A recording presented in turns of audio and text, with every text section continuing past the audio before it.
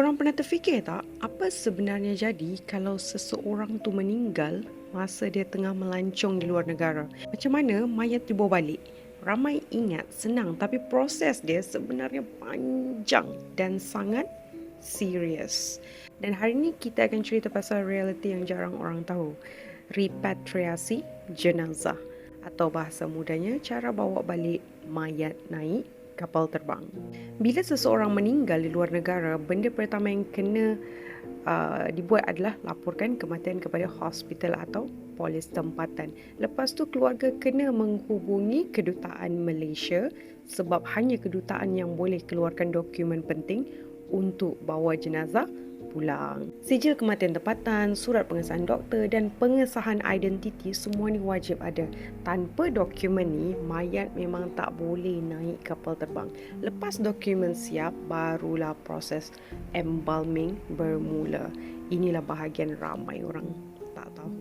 Embalming ni adalah proses pengawet tubuh.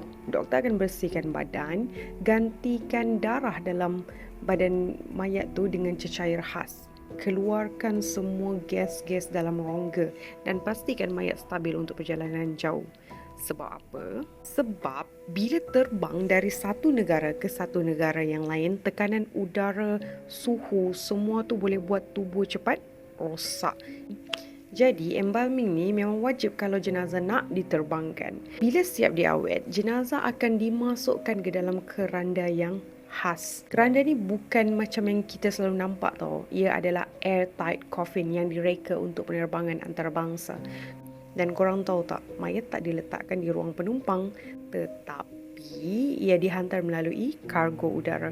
Sama seperti barang berharga lain, tapi ada label khas dan pengendalian yang khusus. Bila tiba di Malaysia, jenazah akan diperiksa sekali lagi oleh pihak berkuasa.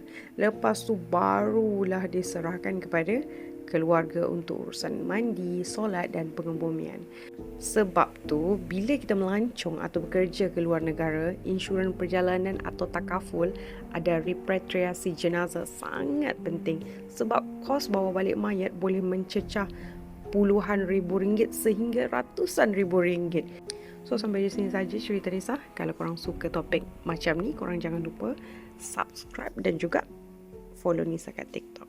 Bye.